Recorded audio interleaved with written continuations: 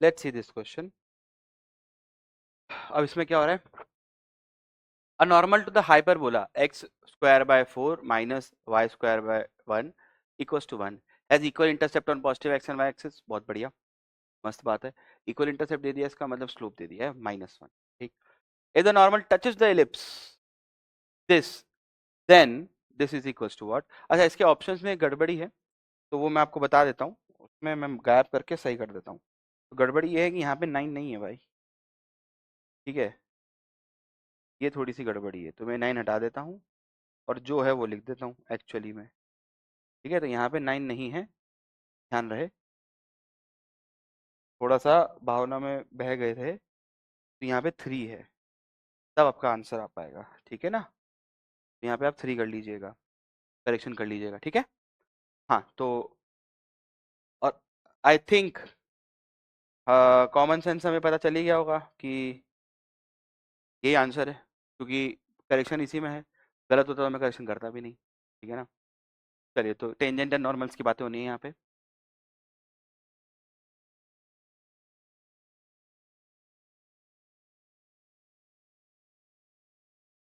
Tangent and normal, ठीक है, तो हाइपरबोला के लिए लिखेंगे नॉर्मल और उसको बनाएंगे इलिप्स का टेंजेंट। ठीक, तो चलिए, तो हाइपरबोला कौन सा दिया हुआ है हमें,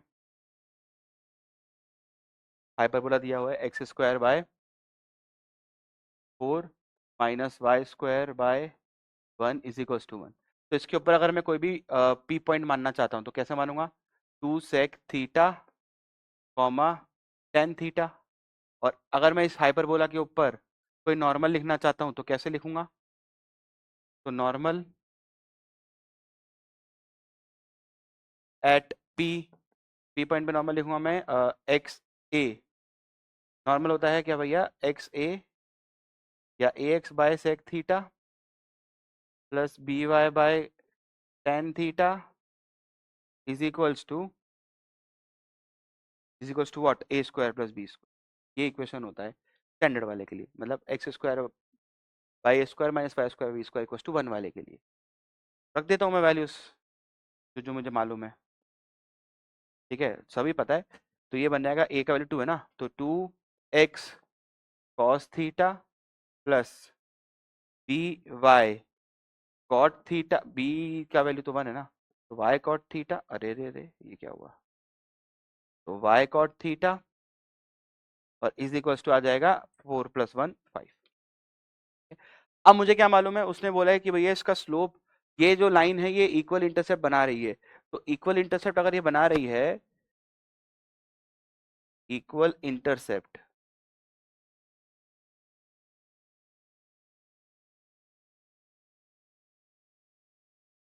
इक्वल इंटरसेप्ट बना रही है, इसका मतलब जो इस लाइन का स्लोप होगा वो तो -1 होगा।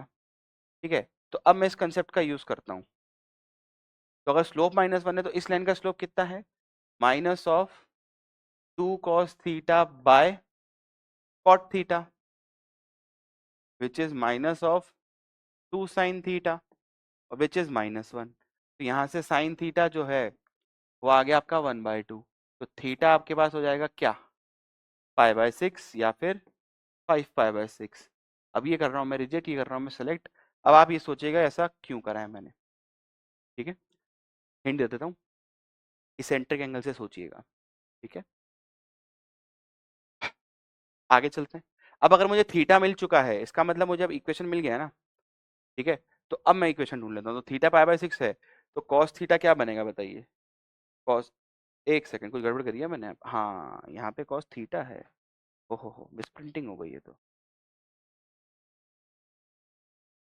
कॉस थीटा और कॉट थीटा। ठीक है, अब वापस से π/6 है, तो अगर यहाँ पे π/6 है तो π/6 यहाँ पे रखूंगा तो कॉस की जगह रखूंगा तो √3/2, √3/2 2 से 2 कैंसिल हो गया, और इधर आ जाएगा आपका क्या, कॉट π/6 विच इज रूट।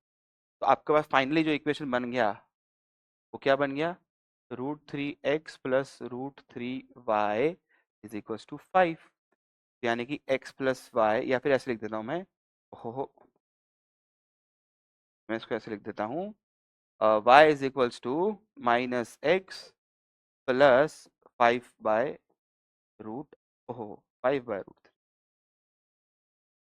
ठीक, ऐसे लिखने का रीजन क्या है अभी आपको समझ में आ जाएगा थोड़ी देर में। अ, अब मैं लिख रहा हूँ, अब मेरे को इलिप्स कौन सा दिया है बताइए। इलिप्स दिया है स्टैंडर्ड एकदम बढ़िया।